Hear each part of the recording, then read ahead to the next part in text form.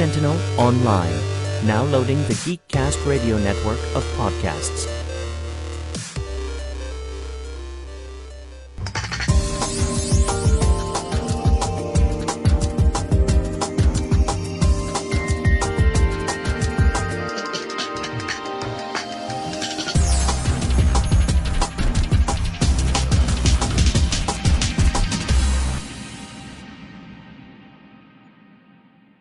Hello and welcome to Geekcast Radio's unofficial flagship podcast, Ultra Geek Unlimited, episode 14. I am your host for this episode, Michael Powers. I am joined this week, as always, by Steve Megatron Phillips. How are you doing today, sir? Good. How are you? I am good. Sorry for leaving everyone in a lurch again after teasing you guys the week before. I completely forgot that I had made plans with a friend months ago to go see a Rift Tracks live of Night of the Living Dead. How was that?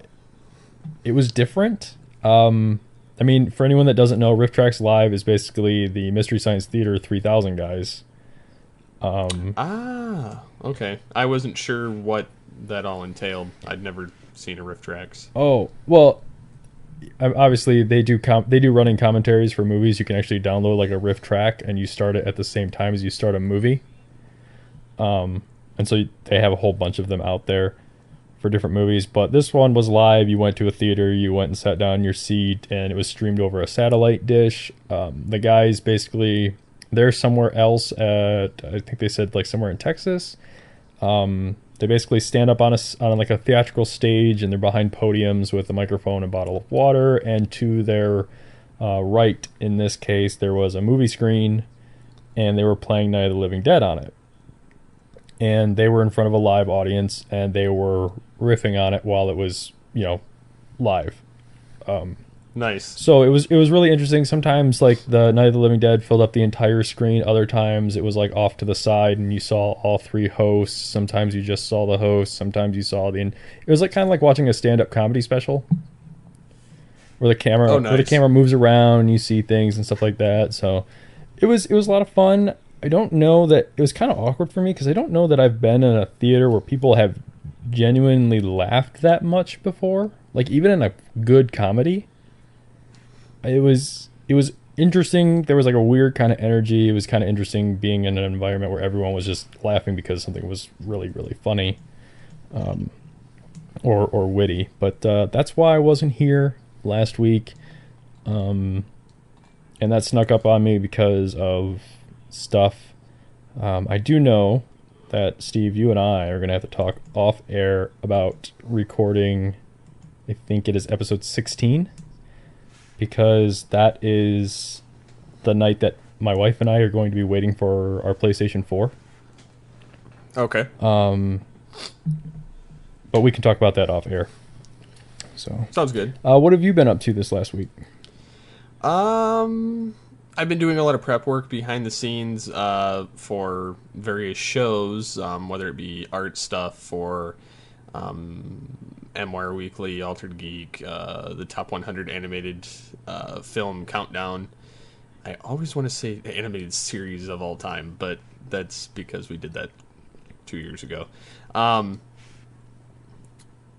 doing that. I've been working on the Year 5 Geekcast radio site still. I think we've actually come upon a, for the most part, agreement on the design to go with, and the style and everything else. It's just adding features and functionality to it, and trying to preserve some of what people like about the site, and trying to switch things up with our own personal complaints we were having with the current design. So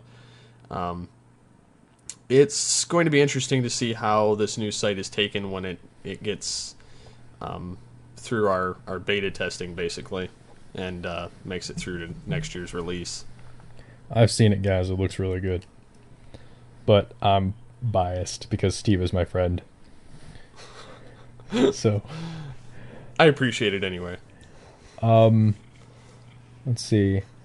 I don't know if you want to talk to me about Arkham Origins now or if you want to wait until later.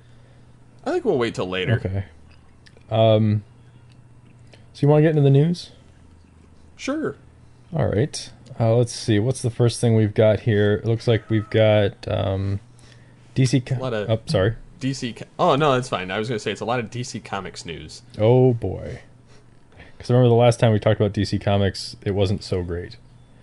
DC Comics is moving to Burbank to join DC Entertainment. So does that mean they're relocating from New York? Yeah, they're actually going to be closing operations in New York and relocating the entire operation in 2015, I believe it said. Consolidating. Yeah, it's more so because Warner Brothers wanted them to pack it up and come sit with them over on the other side. Okay. Which, to some degree, makes sense. I mean, considering that they all do the same things. However, because we have a couple other articles lumped together in pretty much the same setup, there's a Marvel Entertainment guy, I believe, that said something about it. Joe Quesada. Yeah, that's his name. I didn't know how to say his name, so I didn't want to butcher it. It's okay. I probably butchered it too, so don't worry about it. Your guess was as good as mine. It kind of, he was saying basically it kind of sucks for some DC employees who will have to decide whether they want to move or, take a leave from DC. But he said it's kind of sucks because New York's kind of known for comic book territory. Okay. Which I can kind of see. Well, yeah, because everything, unless it was Avengers West Coast, everything's kind of set in New York, or at least on the East Coast. Yeah, I mean, yeah, I kind of agree with him there. But then again, is it really as big of a deal as like Marvel packing up and leaving New York? Because DC doesn't, and I could be wrong, I don't read a lot of DC Comics, they don't bother with real world cities. No, they're all pretty much created. I mean, you have Bloodhaven, which is like Chicago. You have Metropolis, which is, like almost kind of like a Manhattan, New York, and then you have Gotham, which is kind of like Detroit. So it's, you have your wannabe versions of the same cities. It's just different names. Right.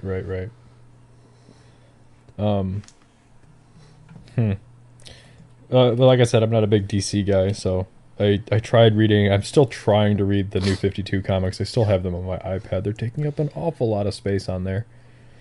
I'll say this about the New 52. Some of it's there's some love and some hate with it. I mean, the pre-New 52, was it perfect? No. Was there a lot of random continuity screw-ups? Yeah, but so is there with the New 52. Because some of it's still pre-New 52 and mixed in there, and it's convoluted as all hell. But I kind of enjoy the New 52 to some degree. I'll be honest. After the death of the family plotline in Batman, primarily in Batman, I have not been thrilled with the 0 year up until issue 24, where he actually puts the cowl on. Okay. And now I'm re-enthused with the concept of the 0 year. It gave me a reason to actually give a rat's behind again, because it's more origins in that issue than just Batman. And then for me, I've been more so sticking with Detective Comics because I kind of like the direction that's been going. So, and you have Wrath, who's another billionaire, just kind of the opposite side of the coin of Bruce Wayne. But it's kind of interesting in itself. So, all right. Well, like I said, I'm trying to read it. I don't know if I'll get back to it. I keep between my new job and some games here and there. And my entire backlog of TV shows, I'm getting swamped and stuff. So I think comics have taken a back burner again, which sometimes it bums me out. But not so much. So You can always marathon through them at one point. I can try when I'm not marathoning through TV shows on the weekend. So True. So I looked at my download total for TV shows, or the RSS feed that I use. I think I'm up to like 66 TV shows throughout the year, and most of them are on right now. And it just, it's getting kind of stupid because it's like I want to do something, and then it's like I gotta watch these shows. Wow. So I don't know. And then part of me has to sit back and go, is there a point even watching all these shows? Like, do I even remember what happens in each show? And remarkably, yeah, I do. Like, I can, at least the ones that aren't train wrecks. Yeah, I can actually remember enough about them to actually talk about what happened in them. So, but that's okay. That's kind of the same thing with me. I watch so many. I mean, I don't watch quite the amount of shows you do, but the ones I do watch throughout the year, I can somehow keep the continuity together, and my wife and I sit and argue about what we think happened, and I'm about 95% of the time right. Right. This next piece of news, the Batman versus Superman news about the office in Michigan. I'm kind of surprised you went with this one over the Batmobile news, unless you guys covered that last week. We covered that one last week. Oh, bummer. I mean, we can still talk about it. I love talking about the Batmobile. Well, okay. I apologize. I have not had a chance to listen to the last episode yet. What was the? I guess like what's the? It's the fact that GM is designing the Batmobile. Well, the gist of the whole thing is it's a, and I'm gonna pull back up the link and send it to you so you can look at it too. There is a Cadillac, a particular model of the Cadillac that they're going to be using for the Batmobile. Was it the updated XLR based off of the Stingray Corvette? No, I've actually seen that. That is a crazy beast on the inside. Somebody traded one in, surprisingly enough. The Stingray? No, I've seen the Stingray, brand new, on our lot. It's like $80,000 car. That thing is sick. It's definitely sick. I've seen the Cadillac, though, and it's a lot of those are decked out too. No, but this one is actually it's to resemble an older Cadillac. It's basically it's being designed, by the GM Advanced Design Studio in North Hollywood. That's the new DeVille. See, it's the one that have done the Transformers 4 stuff, but because they're not going for the Tumblr look or whatever. No, they're not going for the. They're saying that it could be modeled after the 1943 Cadillac convertible, which I don't think it should be. There's that more streamlined Cadillac 16. Yeah. Which, if you kind of look at it, and if you added some... It's the Batmobile you want, Steve. I know. If you add some slight bat fins to the rear end of it, and you add a little bit of the flair of the Batman the Animated Series, you pretty much have the Batman the Animated Series car. See, that's kind of what I was going to get at. I was going to say that I think you're going to get the Batmobile that you want to see, and I think that first of all, I've said it before, I'm a huge fan of the Tumbler. I didn't really care for too much. I mean, obviously, Tim Burton's Batmobile is iconic, right? But the Tumbler and the '66 Batmobiles are the most iconic. I would throw the animated series Batmobiles in there too. Well, as far as live action, yeah, but I was taking the Batmobiles as a whole. I think that, but I would take the Tumbler and then the animated series and then everything else. And I was thinking that, because the Stingray is like a thing that just came back and it looks disgusting. And I think that's what I was actually going to say, is that I think they're going to, work an XLR or a Stingray into a Batmobile. And that's what you're going to get the I think it'll look more like the New Adventures of Batmobile, like the one from the Justice League. Yeah, I don't have a problem with that one, but I personally like the other one much more. Well, I agree. I'm hoping that they go with that kind of 92 Batmobile kind of style. And if they go with the Cadillac 16, it's going to look pretty close. So, pretty comparable anyway. But yeah, that's I was drooling when I saw that information. I've asked my dad to see if he can find anything else about this. And if he does, About the Batmobile. yeah, I will try and share what I can without getting him in trouble. Nice. So, but yeah, no, I'm excited. I'm excited to see what they do. It's interesting to see. I mean, granted, I think GM is starting to make horrible cars again, or at least cars that are too expensive again. Oh yeah, I won't deny that they're too expensive. Are they nice? Yes. Are there a lot of excessive features that they don't need? Yes. Well, but it's not even that. Like, I don't really want to get in a car conversation, but they're not even like. It's not that they're. Here's the problem. I can get a Ford Focus fully loaded with, you know, the Microsoft Sync and all that stuff in it for less than I can get a loaded Cobalt. Not a Cobalt. Cruise. Less than I can get a loaded Cruise for. That, and it has the Ford has more features. Like, I don't. Well, that's what I don't like, is that they're not even like competing with other car companies, and they're like, their stuff is like a higher price for less toys. I don't. Well, I will not fight you on the Cruise. We originally were going to buy a Cruise before we bought the Sonic.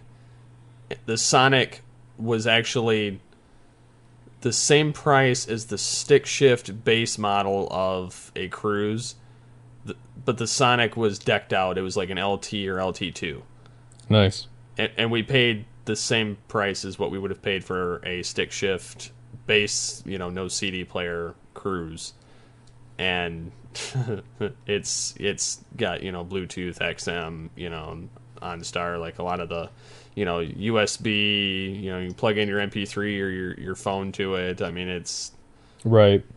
And it's, you know, in 2012, and so I mean, but I've also seen the new Impala that just came out, because the old Impala. I'm in love with that car.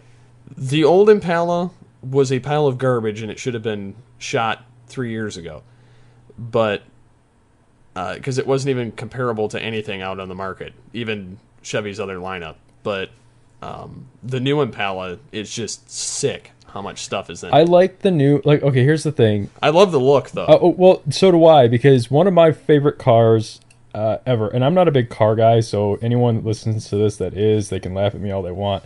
One of my favorite cars that GM's made in my lifetime was the 94, 95, 96 Chevy Impala. The one based off of the Caprice. Like the Caprice? Yes. You know, the funny thing is they have the Caprice again. Well, yeah, yeah. It's a cop cruiser, right? But I like that Impala, and it went away, and it came back in like the early 2000s as the piece of, you know, the junk car that just left. The newest one seems to recall more of the 95, 96 Impala than the previous one, which is great, because one just looks awesome and then the other one just looks awesomer. So, but at the same time, that's like my favorite car, and I'm like, oh, they have a brand new one, and I was like, I'm gonna go look at this, because they're like, Chevy, more affordable, blah blah blah. Go and look at it, and the one that I would want is like still like way out of my price range. I'm like, holy, like 38 grand. Crap. And I'm just like, geez. I mean, maybe I could lease one, but I'd rather lease a Volt before I leased an Impala. Well, the thing is what they don't want to tell you is there's no rebates for anything. They won't have any rebates until the first quarter of 2014. The GM discount doesn't even apply? It does, but you're not going to see any kind of price cuts until 2014 on some of these models. Well, that's fine. I mean, I'm very interested in it, because I like the way that it looks. I like the wheels that they chose for it. For some reason, a car to me can be made or broken just by the wheels. Oh yeah, you can tell if if it's got cheap looking wheels. And granted, I'm not a car guy either for the most part. I like certain models, certain cars. Like I like the current Equinox, I like the current Impala. I don't mind the Sonic just because it's an affordable thing for the features. But I like the Sonic. I work at a car lot. Doesn't necessarily mean I care for the cars. So. Right. No, I used to, I think we talked about it before, I used to work for Superior Pontiac. So I used to get to drive around all the cars too. So, all right. So that was a long tangent about cars when we were just trying to talk about Batman opening up production design and offices here in Michigan. Yeah, they're opening a production office at Raleigh, Michigan Studios in Pontiac. Which they've also picked a production designer who did stuff for 300, Rise of an Empire, iRobot, and Independence Day. Okay. I liked iRobot and Independence Day. So, I mean, I could definitely see the, kind of scope of the type of action if they're, what they're going for. And I could see it being plausible with this. Right. Kind of makes me want to actually go down there and, stalk them during the time, though. Because I kind of know roughly the area that's at. So I could be wrong, but I think my employment at the theater being union based, I think I could get into that production. I think. I don't know for sure because it's never actually happened. But that would be interesting. It's not just a projectionist union that I'm in. They were also at one time, they were like the guys that would do the lighting and all that stuff at Whiting, the Whiting Auditorium.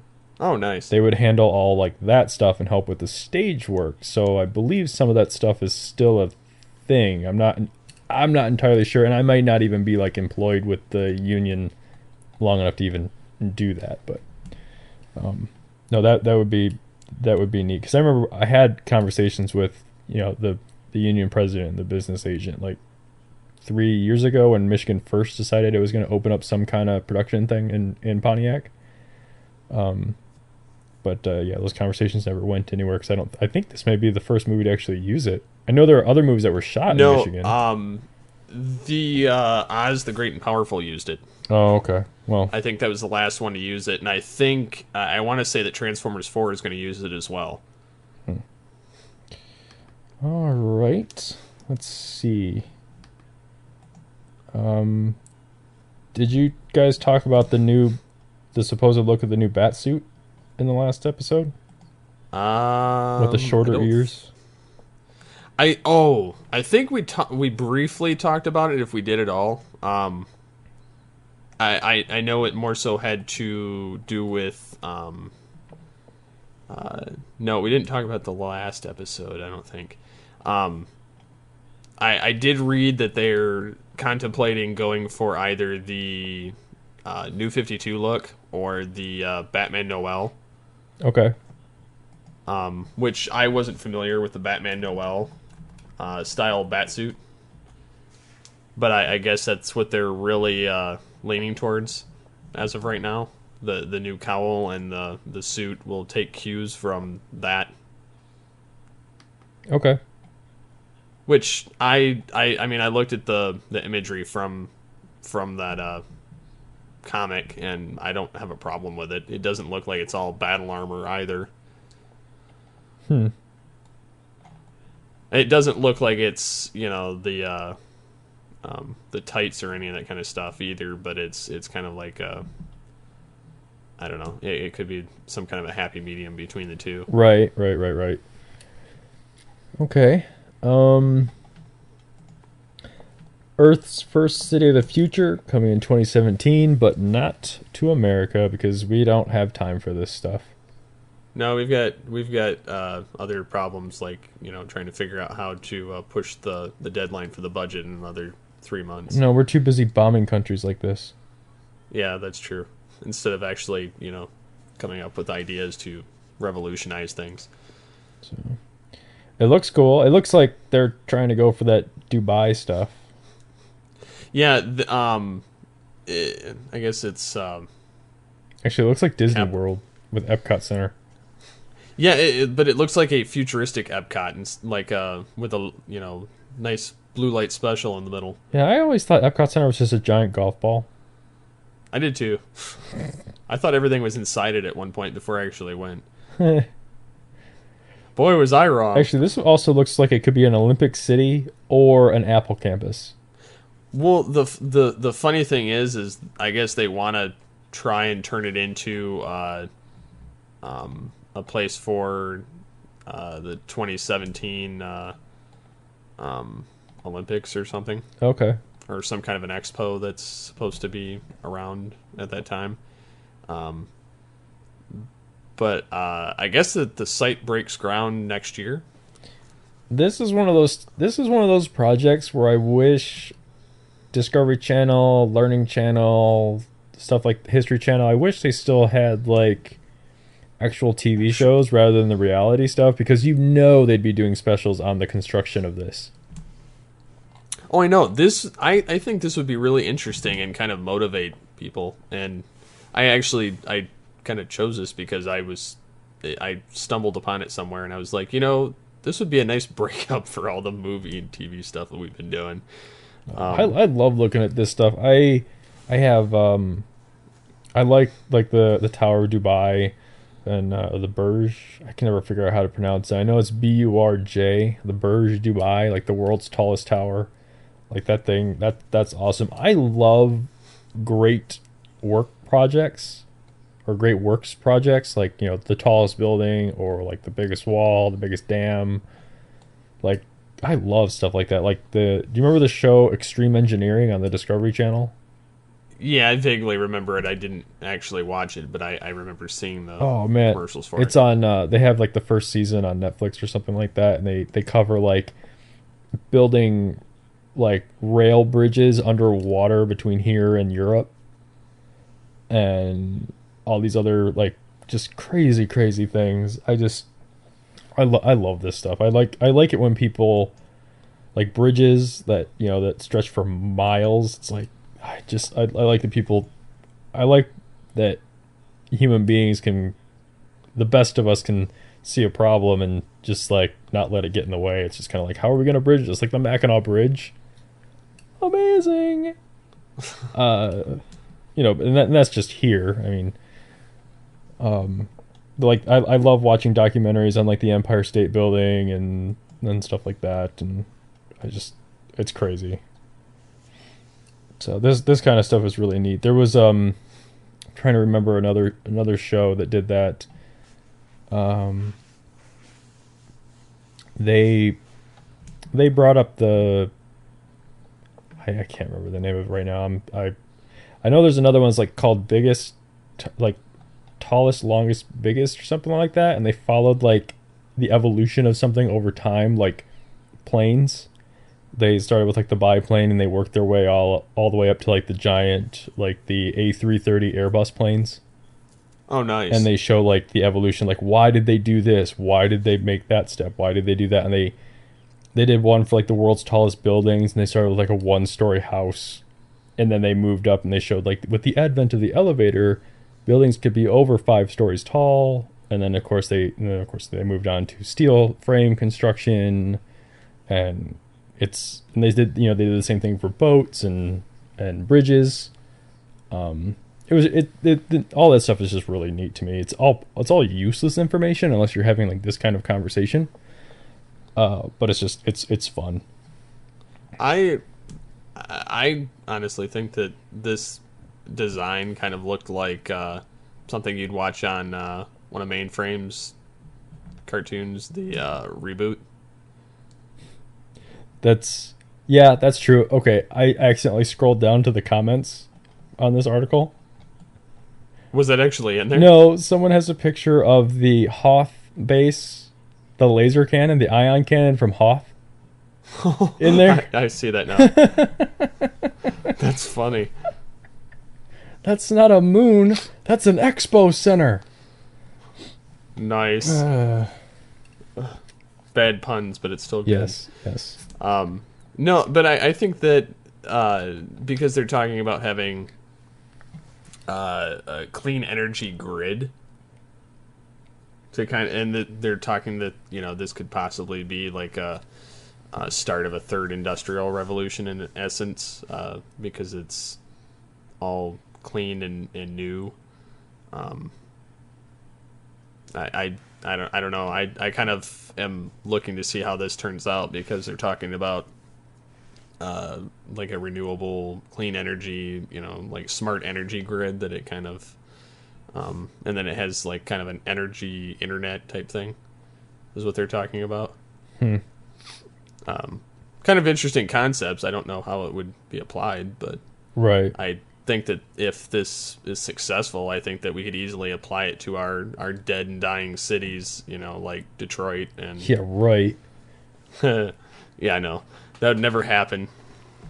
Most places They bulldoze it to the ground first. Most places can't even get decent internet. There's no way we're going to end up with something like this. It's sad when other countries, or even that Google setup that you and I had talked about before, have faster internet speeds than what anybody else has at this point. Was it OCP? RoboCop? It's like, this is what Detroit's supposed to look like. Yeah. I wonder if that was actually like some kind of an influence. Who knows? I don't know. I'm chalking it up to it's from Reboot, but moving on. All right, looks like you've got some Transformers news here. Yeah, I figured since all things Transformers is pretty much. I thought you were still on the fence about that one.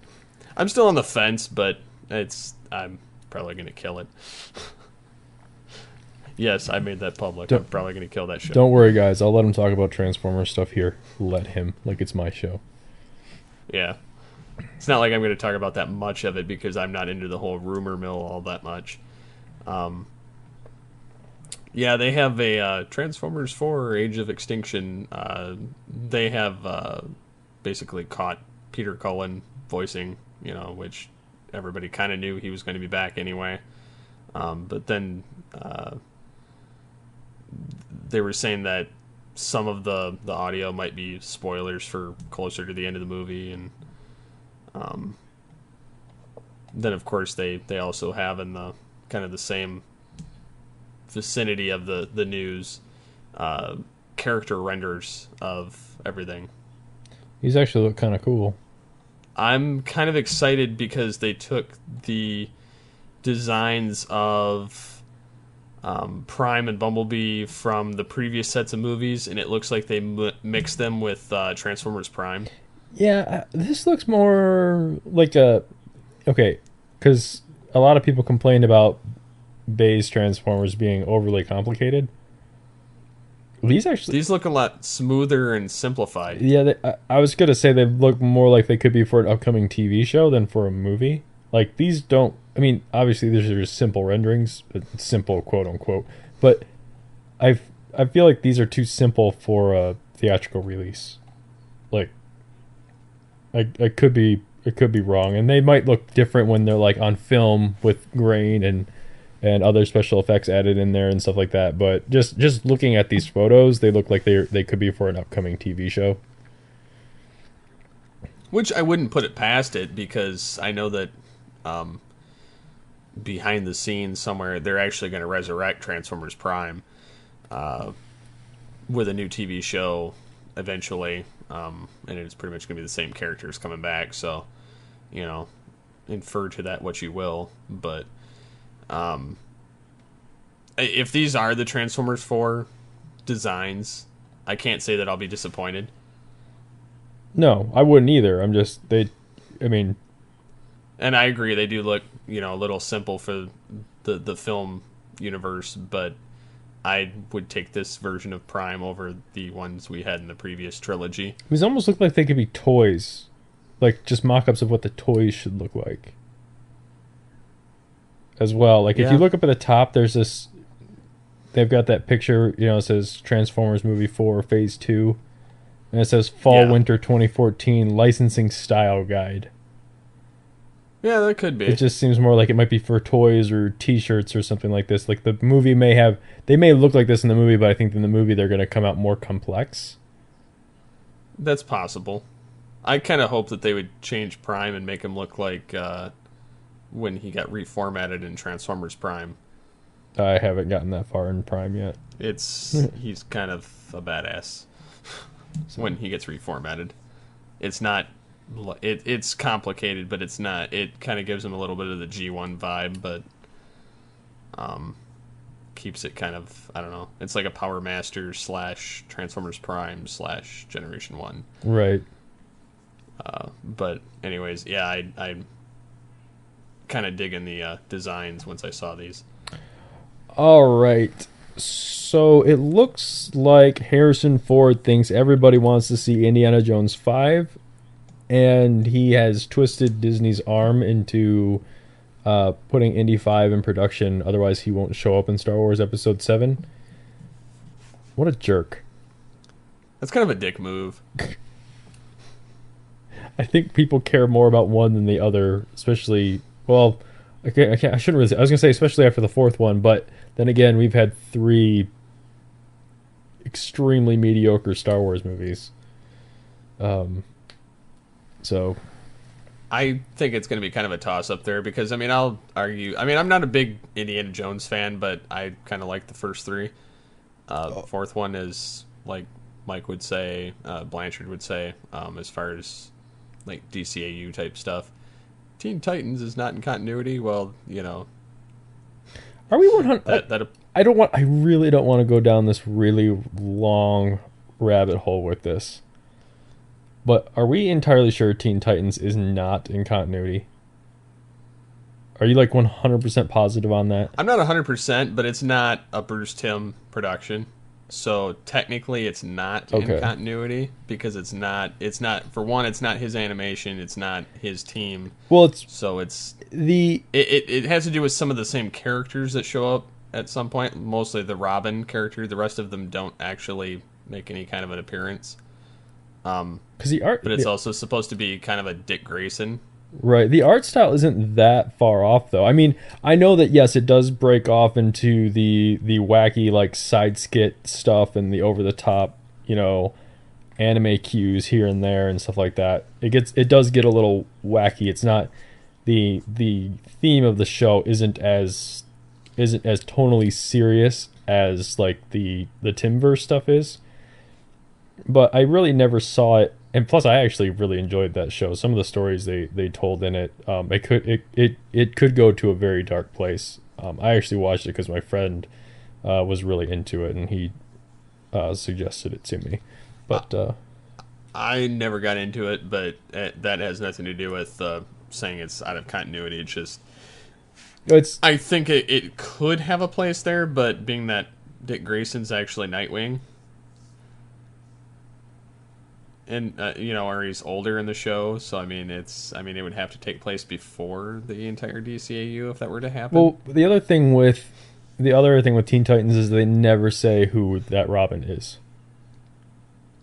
They hint at it later. It's Dick Grayson. They hint at it a lot of times, but they never actually. Sometimes they hint at Tim Drake. Sometimes they hint at Dick Grayson. It's never been confirmed as to who it is. At least not that I've seen. Not in the show, at least. Maybe like in an interview with somebody it was confirmed. But I do remember. I do remember in one show vaguely, like Dick Grayson, like there was he was getting his head messed with or something like that, or someone was diving into his mind, and Dick Grayson scrolled across the screen backwards. That would probably be the most telling part of it, but. I don't think they ever come out on the nose and say which Robin he actually is, especially since he has the staff and he's definitely wearing Tim Drake's outfit. Yeah, I mean I kind of can see that too, but who knows? Yeah, okay, but like I said, I didn't want to go down the rabbit hole. I just wanted to see and I understand people not liking it and stuff because it does get kind of wacky, but it can go to some more dark, serious places too. So I would take that one over Teen Titans Go, though. Yeah, I haven't checked out Go yet. I probably won't. So. It's stupid. I've caught one by accident. It was after Beware the Batman. Man, before they decided to kick that off TV too. No, going back to the Indiana Jones discussion. No, I was saying that I was comparing Indiana Jones to Star Wars. I wasn't comparing the first three Indiana Jones, saying that they were mediocre. I was saying the last three Star Wars movies were mediocre. No, I definitely agree with that. Okay. I would not question that. I don't think that the new trilogy needs to focus primarily on Hamill, Fisher, or Ford, but I think that they should at least have a place in this episode 7 to kind of, a handoff. Yeah, handoff. I could see it working that way. I mean, Hamill, I think, should be in the entire new trilogy, even if he's kind of like the Obi-Wan Yoda role. Kind of there if they need him kind of thing, and for guidance, but not really all that important. I guess. I could kind of see him, but the other two are kind of, after the episode 7, I kind of find them irrelevant. Okay. So if you had to keep anybody from the original trilogy, I would say Hamill, but other than that, I wouldn't keep anybody beyond episode 7. Okay. But I think it's kind of a dick move for him to twist Disney's arm, like, yeah, I'm not going to do this job unless you give me my other job that I like better, Yeah. Which nobody cares about at this point because they, it's kind of, adding Shia LaBeouf didn't help. Yeah. I'm not saying I wouldn't care, to see him play some of his old roles again, but I don't think anybody honestly cares at this point about Indiana Jones. No, I mean, Indiana Jones was never a thing for me. I believe I either talked about it on MY or I talked about it here. It's like when you grow up, well, at least when I grew up, with my group of friends, there was definitely there was a moment in our lives where our parents sat us down and said, you need to watch this trilogy or you need to watch this trilogy. And for me, my dad sat me down and made me watch Star Wars. And for some of my other friends, they made them sit down and watch Indiana Jones. And for some of my other friends, their parents made them watch both of them. So I have a strong love for Star Wars, but no real dislike for Indiana Jones. And some people really like Indiana Jones, and some people really like both of them among my friends. So I don't know. Yeah. Did you hear that? And this is kind of somewhat new. While we're talking about this, they're already talking about delaying Star Wars Episode 7 till 2016. That's fine. Which I'm fine with if they can manage to do it right. I question. I'm wondering what. I don't know. I use that too. I use that phrasing too. Like, oh, it's fine as long as I can do it right.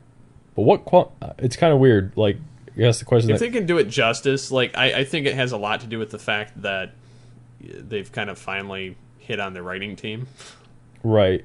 And they've come down to the conclusion that they're going to pick the guy that helped write the part of the original trilogy. Yep. Which I think helps things drastically because out of the films, I think he would be able to help more so with passing the torch of characters he actually wrote for. Right. The other thing that would be kind of odd is it would be pitting it against Star Trek 3 or 13. Huh. Because that's set for a 2016 release as well. But yeah, I don't know. I don't know. That's still kind of rumor speculation, but plus Marvel's going to have whatever they have that summer, and DC will probably have something that summer. Well, let's just face it. Marvel's mopping the floor with anything Disney's come out with. Marvel is the only moneymaker for them that they've managed to, out of everything they've had so far since they bought Marvel. Yeah, I think that's because Johnny Depp's gotten old, or the Jerry Bruckheimer movies haven't been as popular as they once were. I don't know. I think some of they're more family friendly, and I don't mean that Marvel stuff isn't family friendly, but I think some of their more family fare still does fairly well. I mean, yeah, it's not blockbusters like the Avengers with $1 billion here and there, but the Marvel stuff may bring Disney more money, but I don't think it's definitely not Disney's only source of revenue. It's just the biggest dollar amount. It's per movie. So yeah, I guess I see what you're saying. I don't know. I sometimes I don't really think of Marvel as being a Disney thing until we actually sit down and start discussing it as like, yeah, it's a Disney thing. Great. So, all right. Last little bit of news here, it looks like. We can just kind of talk about these really quick. 6 movies that are inexplicably getting sequels a decade later. This list comes from Cracked. Number 6, a sequel to movies that I have never seen. Beverly Hills Cop is getting a 4th one. I like that series. I would watch it. I've never been. I mean, I am aware of them. I've just never been introduced to them. I have them. I think that they're pretty good. I'd rather watch that than watch, say, like Lethal Weapon or something. Just because I mean, I like Lethal Weapon. Don't get me wrong, but I'd rather watch this just because I find it more entertaining. No. It was back in the day when Eddie Murphy actually was good. Now that he's not in his prime, it's like all the action stars or all the guys that were big in the 80s. They're going back to what actually made them money because they suck at everything else that's out nowadays. Well, I don't know about that because Schwarzenegger and Stallone can't seem to make money on anything that isn't Expendables. Well, that's still kind of playing their 80s personas. I'm saying that they have to play their kind of original roles in order to actually get a film where people will want to see it. You're saying they have to return to the original properties. Got you. Yeah, they have to, like, if they're going like the new Schwarzenegger movie and Stallone movie that came out beginning of the year. Nobody really gave a rip about them. And then, what was it? The Escape Plan. Yeah. I've seen that. That's not bad. It's like another kind of a different take on Shawshank, except you have guys that are like kind of crazy and bulky and everything, but. Speaking of Eddie Murphy and Arnold Schwarzenegger, number 5, Triplets, which is a sequel to Twins, which was released in the 80s. Yet another movie I've never seen. I don't give a crap about this one.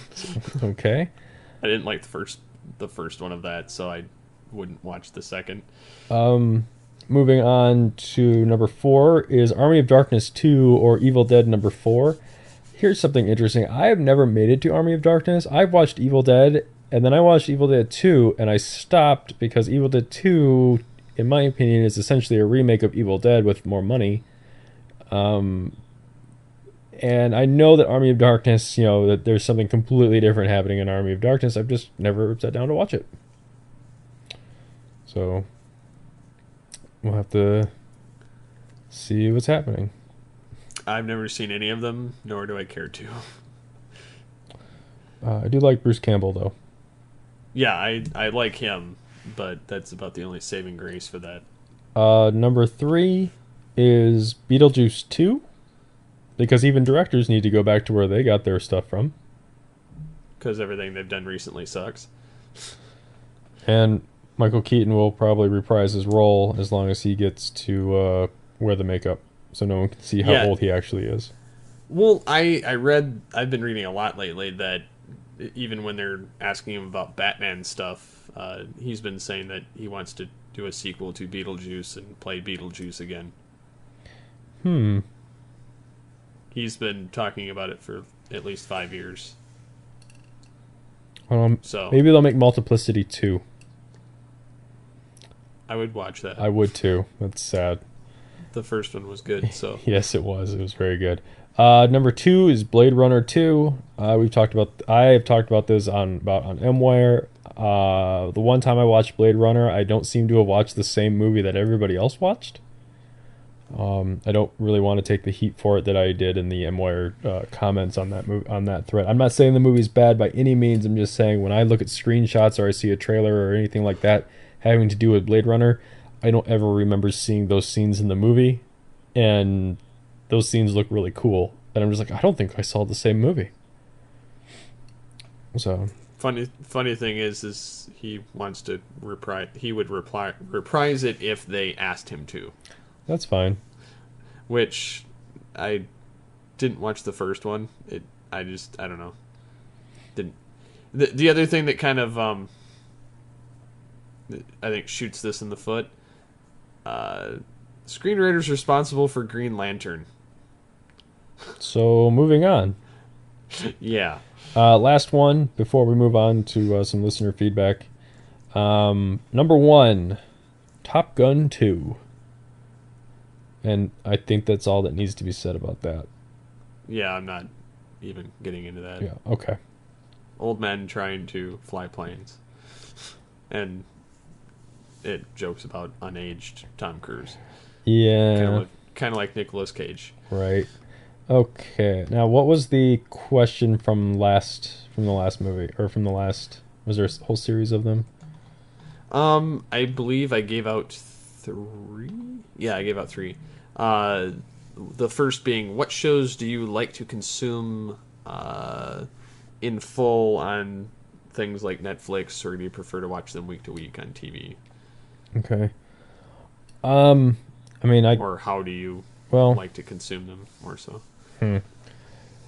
I personally, I will take TV shows any way that I can get them. I do like watching them on Netflix. I especially like watching them on my PS3. I think the 360 does this, and I know some other versions of Netflix do this. The next episode will just immediately start up. It does that on a lot of the new players. See, it doesn't do that on my Apple TV, and that really annoys me. Like, I use I use my Apple TV for streaming purposes because it uses less power than everything else in my house. And the Netflix app is really the only thing that's kind of lacking with it, because it adheres to the Apple TV design skew, which is horrible compared to the more traditional Netflix, which is where you always see the box art and like rows of box art, like kind of like browsing a video store. Yeah. It doesn't adhere to that user interface. It just adheres to a list of movies. It's kind of annoying. So, but I'll take TV shows any way I can get them on there. I also download a lot of TV shows. So some shows that I'm currently watching right now, like Once Upon a Time, and Revenge, and I think there's 1 or 2 others. I like to save up like maybe a month's worth of episodes in the marathon, 4 or 5 episodes at a time, because I think that makes those shows better than watching them week to week, which I think I've talked about before. Yeah. So it depends on the show for me. Some of them I'll watch on Netflix. Like if it's a show that's been canceled or a show that's on break or something and it's on Netflix, I'll watch it there. I try and watch all my shows as they air week to week, like Revolution, Blacklist, Agents of S.H.I.E.L.D., Supernatural. I've recently gotten back into Arrow. Although if I miss them, I watch them when I have an off night that I'm not recording and my wife passes out, and I watch them all on demand, and I marathon through a bunch of different shows if I happen to miss them all. So, but I tend to watch all my shows as they release, and then if I miss them, like I said, I watch on demand. But if it's something that I haven't been watching or picked up kind of late in the game, I'll marathon through Netflix. All right. Looks like you also said, I like how it says, what is the wrong with cartoons today? Yeah. That's perfectly fine. It sounds like internet speak. So, to be honest, I don't, well, obviously I've mentioned before, I have no nostalgia for any of the older stuff, so it's kind of like I can actually watch some of the new stuff that comes out, and some of the older stuff is kind of hard to watch. So it's almost kind of like, what is wrong with cartoons in general to a certain extent? There are some that I think withstand the test of time, although I can't really think of one right now. But there are a lot of really neat cartoon shows that are out there. I think some of them you just have to kind of wade into to actually find out if they're any good or not. I've said it on this show before. I really do enjoy the Avatar Last Airbender series on Nickelodeon. I think they do an amazing job with those characters and with that world that they've built up. I will admit to when I got into it after it had already aired and had been finished. It did come back on the air a year ago, but with a brand new set of characters and a completely different time period. But I remember seeing the original run on TV, like over at my parents' house, and my little brother would be watching it, or it'd be on, and I'd be like, man, this looks so dumb. It just seems so, mindless. But it was on Netflix. I went up on Netflix and I decided to actually watch a couple episodes, and I got totally sucked into it. Hook, line, and sinker. The show gradually takes on a more serious tone as it progresses through like the first 3 seasons.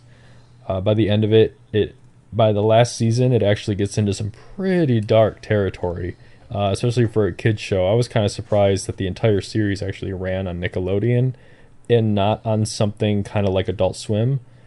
That might even be pushing it a little too far, but do you remember like Toonami? Like, oh yeah, like back in its prime. Yeah, Avatar, the Last Airbender series or the Avatar series in general would have been completely at home in the Toonami time slot. That's the level. That is the level of storytelling and content in that series. Like that's it easily could have been there, or like maybe like the first show in the Adult Swim block or something like that. Another series of shows that I actually enjoy. I do enjoy a lot of the Adult Swim stuff. Like I did enjoy there was a time where I did enjoy Aqua Teen Hunger Force. I still do. I can still laugh at some of it. As do I. I do enjoy Venture Brothers. I did when it was on, I know it's coming back for a 4th season. I do enjoy the Boondocks. I like the animation style. I like the writing. I think it's really funny. My cat is actually named after one of the characters. Nice. Another show that was actually referenced in the comment section by our own TFG1 Mike. He actually brought it up as a show that he disliked. Was the Total Drama series. The idea behind the show, first of all, the animation is not that great. And when I first got into the show, I remember I was the kind of person that would just leave Cartoon Network on in the background all the time. So I would watch stuff in passing, and I eventually got hooked on the first season of Total Drama Island. I got really hooked on it because I thought what they were doing was really funny. It was a serialized cartoon, and what they were doing is they were riffing or a satire on reality television. Okay. So like the first season is basically kind of like watching a season of Survivor. You get all the cast members, they've been asked out onto this island. You've got the crazy host that asks them to do insane challenges, and each episode revolves around the challenge of the week, just like a reality television show. The only difference is it's scripted and it's animated, so they can get away with a lot of crazy stuff. And okay, call me a mild pervert if you want, but the one thing that made me pay attention to Total Drama Island, that set it apart from other cartoon shows on the network, was there was an episode where there was a challenge where they had to do like a tug of war with jet skis in a mud pile. And one of obviously the contestants are all wearing swimwear, and one of the female contestants gets her top ripped off, and they do the pixelated art thing. I was like, what? Whoa, okay, I think I'm going to pay attention to this show now, because I'm looking for like innuendo and all this. I'm looking for like deeper meanings in the dialogue and stuff like that. And it was really neat. And obviously it plays down. People get voted off the island. or knocked out of competitions and stuff like that. It's just like a reality television series, and I hate reality television series. And the other neat thing about this is they had all the voice actors sign non-disclosure agreements. So they couldn't talk about the show until the season finale had actually aired. So they couldn't reveal who the winner was going to be. Wow. In interviews. So it was like you had to actually watch the show from beginning to end to see who the winner is. And the thing, and I started watching, season 2 is called Total Drama Action. And there's a third season, which I think is called Total Drama World Tour. However, Total Drama Action brings back some of the cast from some of the characters from the first season. They get invited back. It's the same crazy host. Total Drama Action revolves around it's another reality series set, but it's on a movie. It's on a movie set, so they're riffing on movies. All the challenges are movie based and stuff like that, and there's just crazy zany characters. And of course, there's the same thing: non-disclosure agreements for the cast, so they can't talk about what's happening on the show and stuff like that. I just thought that was a really neat spin on that whole thing. I mean, I can understand how the art style is a little off-putting. It's very basic. But the characters and the stories and stuff like that they tell are quite funny, and I do appreciate that, especially because I hate reality television. So it's like almost like they were right there with me. I'm trying to think if there's any other. I mean, obviously TMNT is good. The one knock I have with it that I think I've said before is that the lack of civilians in New York City. There never seems to be any background characters. It seems to be surprisingly barren. Yeah, especially for like one of the largest cities on Earth. But I just think you have to look a little harder. I mean, yeah, Young Justice was good. Thundercats was good, and Beware the Bat. Well, you said, is it Beware the Batman? Yeah. Yeah, you said Beware the Batman was good, but it's kind of like I think you just have to. And it's unfortunate that they were canceled, because it does seem like some of these shows aren't given their due. But it's sometimes it's like you got to wonder. We don't get to see all the information on these things, and why something gets canceled or something moved. Because I know that like even Star Wars: The Clone Wars was like a really popular show, and I'm pretty sure if Cartoon Network had wanted to, they would have renewed it, but they probably weren't allowed to. Not that it went to a different network, but it was just over. I think that cartoons can still be good. I think we just have to try a little harder to find the ones that are still on. And I think that if they're the ones that are still on, I think there might be something to them. Like, I've never seen Phineas and Ferb, but that's been on for a while. And I've tried watching it. I don't have the love for it that TFG1 and Pecan Court Michael like. Well, I know that I believe Danner on Off the Cuff also enjoys it too, but I haven't sat down to watch it. But I think that that's just one of those gems where it's like maybe you just got to give it the fair shake. I mean, if you've tried it and you don't like it, that's one thing. But I think maybe you just got to look a little harder, and everything's just not right there in front of you. Oh no, we have to work for our entertainment. Like I mean, I agree to some amount there, but I think that, for instance, it kind of hurts it that, one, there's no Saturday morning stuff anymore. Two, there's the fact that people don't actually watch TV in the traditional way. So there's no actual like full-on metrics that like they used to have back in the day. And cartoons aren't cheap. No, well, especially when they, I mean, some regular animated ones, aren't, and then some CG ones aren't. And granted, most things are CG now, whereas barely anything's done the old-fashioned way. It's kind of disappointing. I feel like Cartoon Network, for one, is one that tends to kill shows very quickly. For whatever reason. It seems like they never make it a season before they butcher them.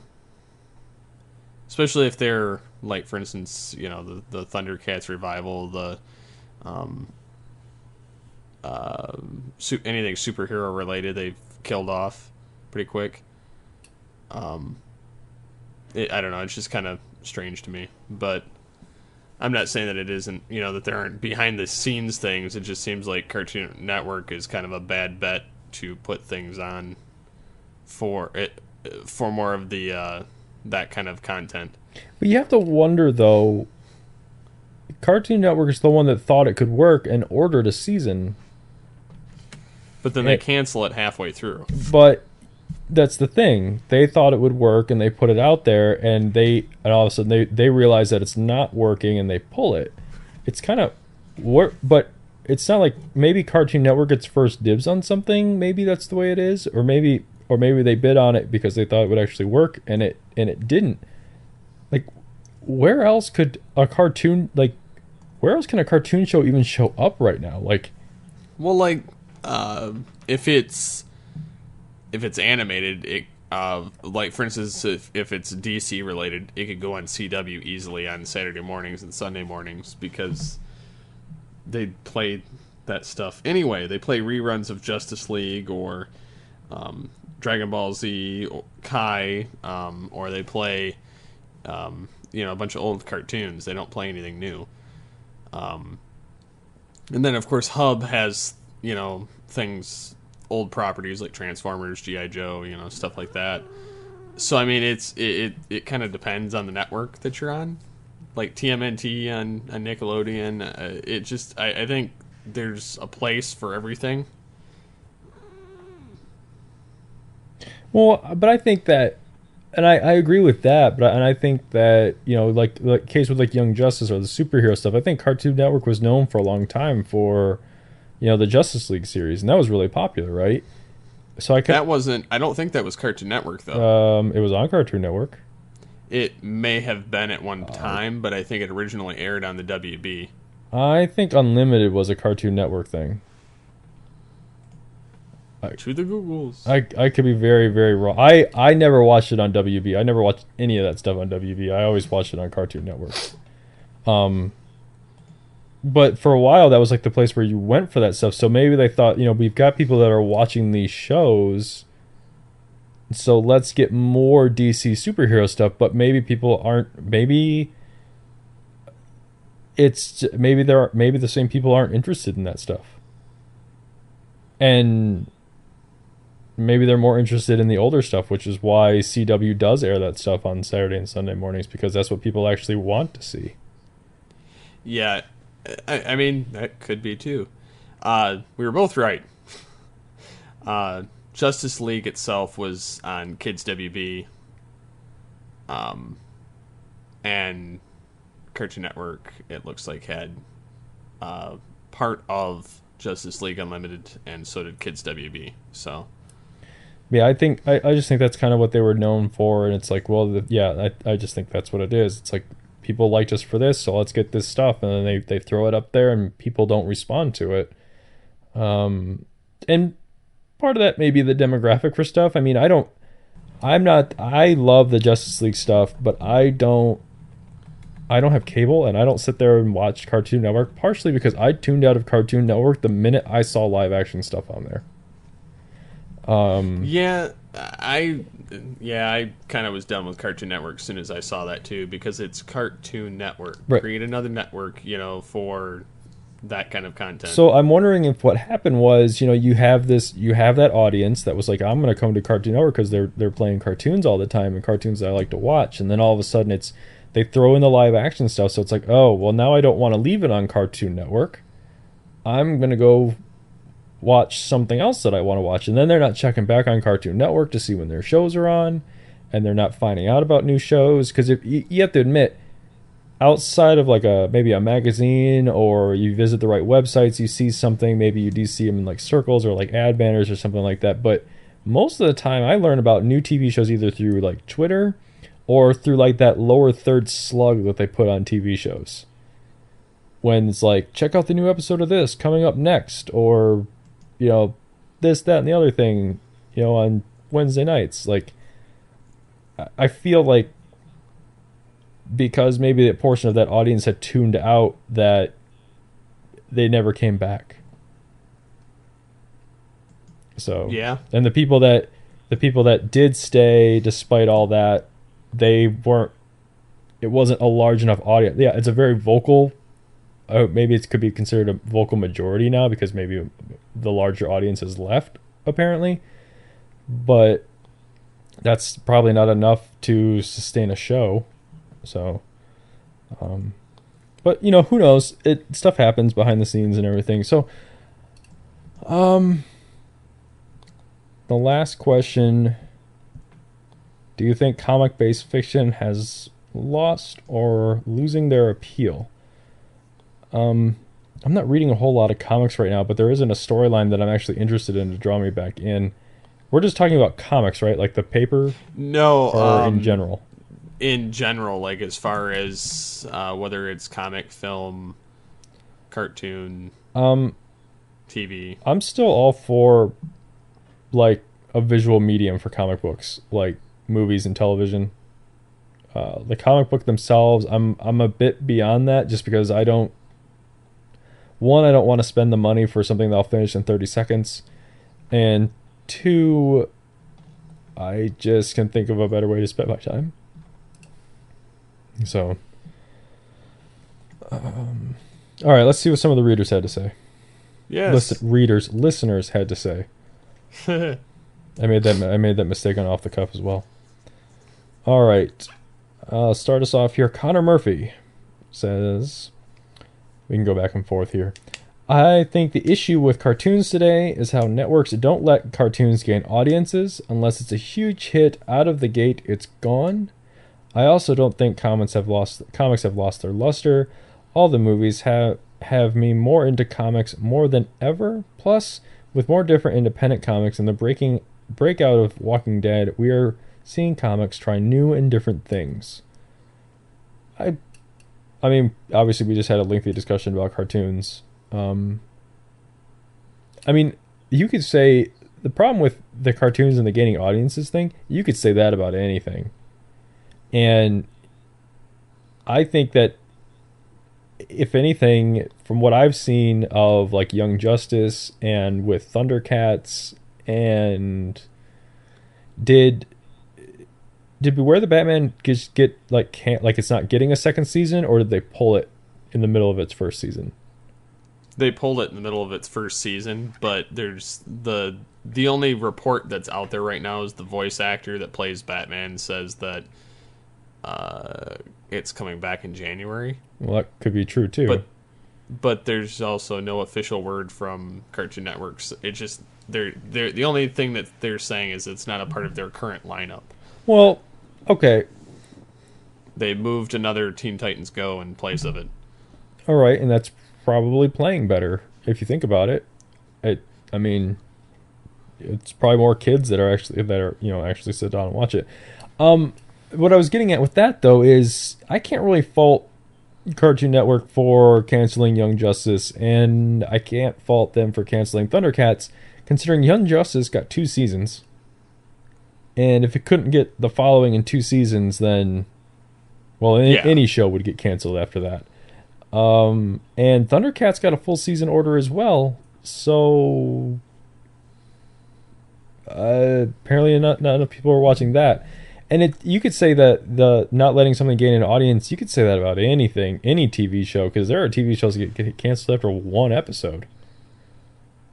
And that's just because you can't get anyone to tune in no matter how much you market it, And I also have to wonder if a lot of these things they don't have, Cartoon Network just doesn't have, or any network for that matter, really, it doesn't have a good lead-in show. Like, they don't have a show right now that they could play something new afterwards that people would just automatically tune into because they're leaving it on the same channel. But, as far as the comics and the mediums and stuff like that, yeah, I'm enjoying what comics are doing. I'm enjoying the success of Walking Dead because I'm really enjoying the games. The games are amazing. Not the survival game that was based off of AMC's The Walking Dead, but the Telltale game of Walking Dead is amazing. it was off the cuffs game of the year last year. So, do you want to tell us what Ryan Hannity had to say? He says comics today are garbage. Don't really know why, but I think it has something to do with networks just not treating cartoons with any respect. Unless it's Family Guy or meant for adults, they just don't care. Yeah, but I think that when you have an audience, an adult audience is probably worth more than a child audience. When you think about marketers. Well, yeah, because the adults have the money. Exactly. Kids don't have money. Exactly. And I think that's why stuff like that tends to, the more adult cartoons tend to stick around, is because they can charge more for marketing dollars, which means they can get the cost of the show covered and yada yada yada yada yada yada yada. Dragono says, well, I can't wait to hear the top 100 anime countdown. Is that coming this week? It starts this week, right? Tomorrow? Yes, tomorrow will be the actual first episode of the countdown. Or actually, it's not tomorrow. It's the same. A couple hours after this episode's released. Right. So depending on what order you listen to them in, you could have already listened to the 100 animated, or you'll listen to it after this one. Huh. Yeah. But yeah, I barely watch anything that isn't streaming or on demand for TV. I can't think of the last time I watched a show the exact same time it came on. In fact, even if I'm capable of doing so, I will work on something else and come back to it so I can fast forward through the commercials. We don't have cable in my house. As technologically advanced as I like to say that I am, we don't have cable here. We rely on the internet for everything in this house. I do subscribe to Hulu Plus and Netflix, and we have Amazon Prime and HBO Go. I do have a cable subscription, but it's not hooked up. That's how I was able to get the best deal on my internet. Makes sense. Let's see. I do remember, like, one of the things I used to do when I was a kid and I'd watch TV, I would watch the History Channel, and from 10 to 2 they would do like Modern Marvels, and from 10 p.m. to 2 a.m. they do Modern Marvels, something else, and something else, and then at 2 a.m. they'd repeat everything, the 10 o'clock block, over again. So okay. I would do like homework or this, that, and the other thing from like 10 to 2 a.m. while that stuff was on in the background. And if there was like an interesting topic, I would be like, okay, I need to check that when it comes back around again.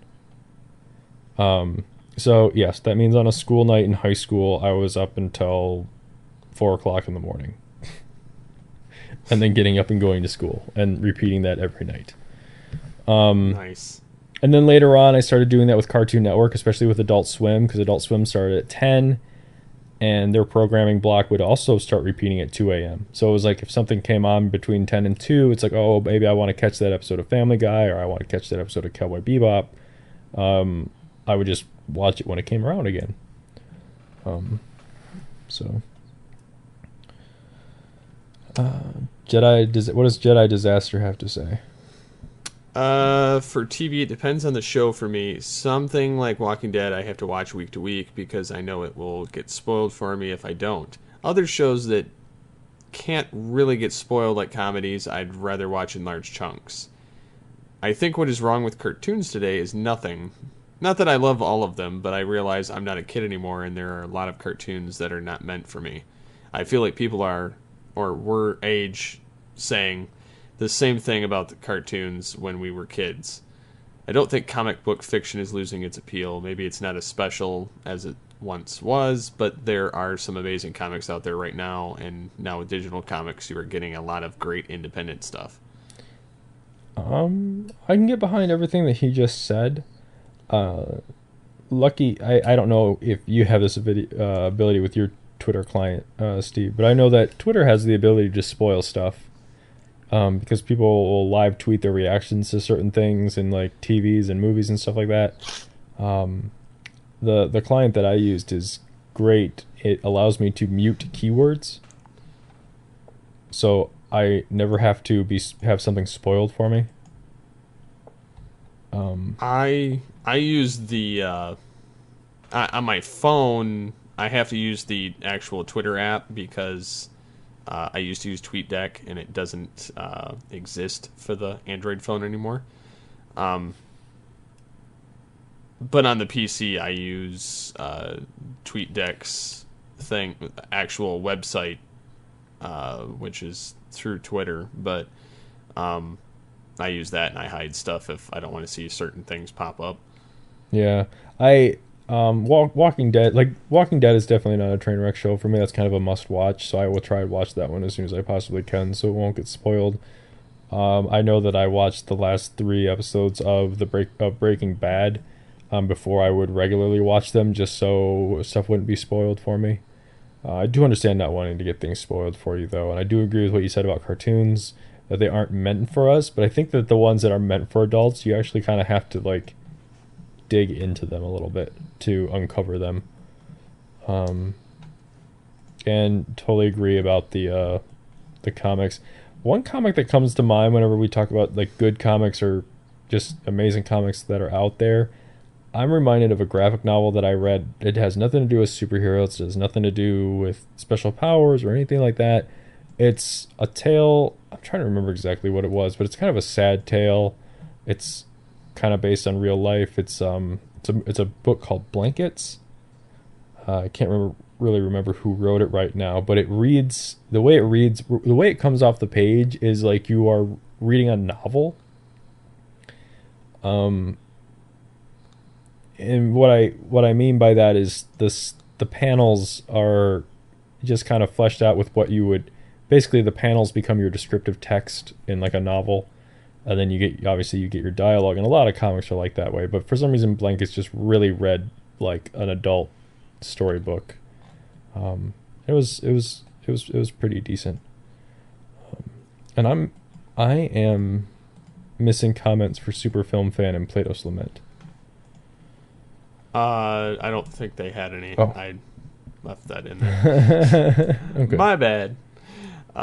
Born Standing Up says my favorite pod. Great handle, by the way. I like that. Yeah. Yep. I left that in there. Born Standing Up says my favorite podcast is easily WTF with Mark Maron. Seriously, some of the greatest interviews I've ever heard. I prefer to marathon my shows. I think most are better when you watch them back to back. I don't watch cartoons, so I can't help you there. I do think comic book movies are losing their luster. Wait, I just saw the Captain America 2 trailer. I retract my statement. Give me more. Yeah, I had that same reaction to Captain America 2 as well. That's a really good trailer, but you know what else had a really good trailer? The Matrix movies. You know what else had a really good trailer? X-Men 3. So just remember... You know what has kind of a lackluster trailer right now? What's that? Days of Future Past. Yeah. It's okay. It's not great, though. It got me excited, but I'll watch it. Of course. Regardless, because I like what they're trying to do there, and I've read the comic.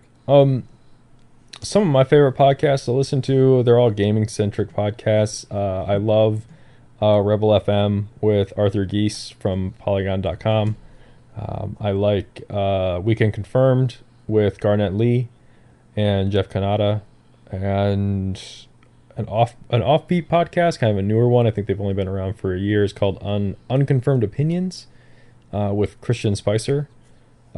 That's a really good podcast. Each episode's about 30 minutes, and they just randomly pick a topic to riff on, whether they know about it or not. So, those are just a couple of the ones that I liked. Are there any? Did you talk about podcasts that you liked last week? I believe so. Okay. Yeah, I'm pretty sure I did. All right. Yeah. The Walking Dread says, I'm a DVR hound when it comes to TV. Skipping through commercials is my superpower. Am I the only one who likes cartoons today? I like a lot of the Cartoon Network stuff. Archer, Bob's Burgers, among many others. Some of the kids' cartoons like TMNT are pretty sweet too. Archer and Bob's Burgers are 2 cartoons that I really do enjoy. Totally forgot to mention those ones. I find Archer to be funny and Bob's Burgers, so it's just kind of funny they both have the same voice actor. So I myself do not like anything Cartoon Network has other than Beware the Batman. At this point in time. All right. Freddie Savage says, I too listen to a lot of podcasts. He says, I think my favorite, depending on the day, is Nerdist. He says, man, I miss Saturday morning cartoons. It's a wasteland nowadays. I think the issue isn't the cartoons, but the networks. They would give them time to breathe or gain an audience. Right when a lot of them are getting good, they get canceled. Regarding Saturday morning cartoons, obviously when I think about it, I think about X-Men, I think about Spider-Man, I think about stuff that I used to watch or used to try to watch on Saturday mornings. I have to remember that I didn't have much of a Saturday morning with cartoons. I liked Recess. I also liked Doug, when it went to ABC after it was on Nickelodeon. Do you remember it was when they had the one Saturday morning? I remember that. That was cool. Well, there was that jingle, but do you remember the educational show that they had where it was like the courtroom drama? But everything was based around just being educational and teaching people about like science facts and stuff like that, solving cases that had to do with science. It was this... I vaguely remember. It had like that squiggly line art style, I think, to it. I'm pretty sure I know what you're talking about, but I can't remember the name of it. If anybody does that listens to this, if they can remember the name, and like I said, the best way I can describe it is it's an animated courtroom drama that was part of ABC's One Saturday Morning. I believe it was like the second to last show that they aired. And yeah, it was just an educational courtroom drama. If you could maybe help us figure out what the name of that show was, that would be awesome. And then we can go ahead and wrap this up with Brad Kellogg. I no longer have cable, so I don't bother with week-to-week episodes. I'd either wait for the DVD releases or catch it on streaming. I don't think comic book fiction is losing its appeal at all. I mean, the movies are making bank, and some of the comics are having better sales than ever. I mean, comic fiction is so far-reaching. It's like saying, is TV or movies losing their appeal? I agree with that now. Like, maybe even like pre-Iron Man, I would have to say that comics were not doing all that well. But now that comics have become a mainstream thing, and especially Marvel has made it a point to try and at least have comics that take place in and around the Marvel Cinematic Universe. Since they've done that, I think obviously that has helped out immensely with their sales and stuff like that. I'm with you, Brad. I don't have cable in the house. I shouldn't say that. Like I said, I have a cable subscription. It is not hooked up to any of my TVs. My wife and I have lived here for 2 years. We haven't had cable TV in the house. And before that, we were in the apartment for about a year and we didn't have cable TV. It's just not... It's expensive, man. And it's not even worth it. So I think, Steve, I am going to hold off on talking about Arkham Origins until next week. Sounds good. Just due to time. And I'll have a better opinion of it. But if anybody wants to know what I think of Origins, they can check out Off the Cuff episode 34. Danner and I do talk about it extensively, and I do briefly touch on Batman Arkham Origins Blackgate on the Vita, which I played for a couple hours after we recorded the show, and I have to say I'm kind of enjoying it a little more than the Big Brother. So I will leave you guys with that little nugget. Let's see. Do we have any questions we want to ask? Whether they be from the backlog there or new ones? Let's go. I don't know. Well, I guess we can just go with this one. I'll just pick the who is your favorite fictional character? Okay. That could be fun. Yeah. Who's your favorite fictional character? Can be from a comic, a cartoon, a TV, a film. Heck, if you can explain it well enough, tell us about your imaginary friend. Speaking of imaginary friends, it's another cartoon show that I really enjoyed. Foster's Home for Imaginary Friends. And anything Jendy Tarkovsky did, Samurai Jack, I believe either it was him or Greg McCracken that worked on Powerpuff Girls. I really should watch Powerpuff Girls because I didn't watch it when it was on, but I think I might enjoy it now. Samurai Jack actually has its own comic book now. Does it really? Yeah, it just started this month. That's all on Netflix. I need to watch that. I made it like halfway Such through a like good the first show. season. It is a fun show. So I'm lost in the script. Help me out here. Ways to contact? Yes. There are many ways to contact us for Altered Geek or any of the Geekcast radio shows. You can call the voicemail line 502-526-5821. You can email us feedback@geekcastradio.com.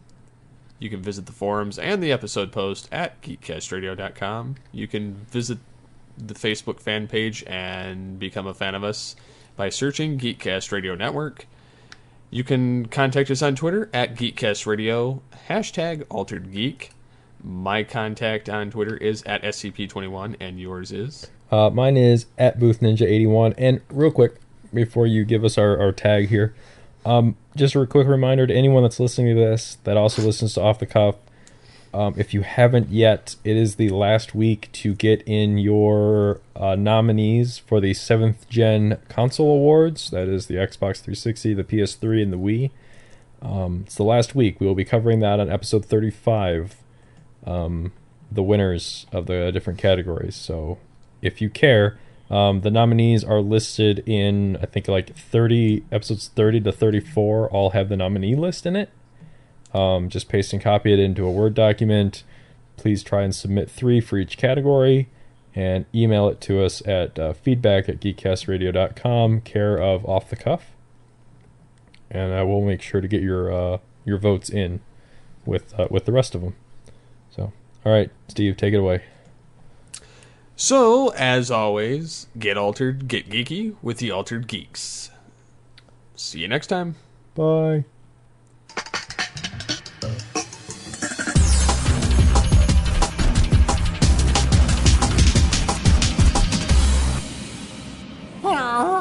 Waspinator, finally get on microphone. One more time, Bug. I told you to move. All right. Don't get your knickers in a twist there, lizard lips. All right, citizens, stand back. I will say, you're listening to Geekcast with pretty much everyone from the entire universe. It's the Scott McNeil thing. We love you, bye-bye. Or something like that.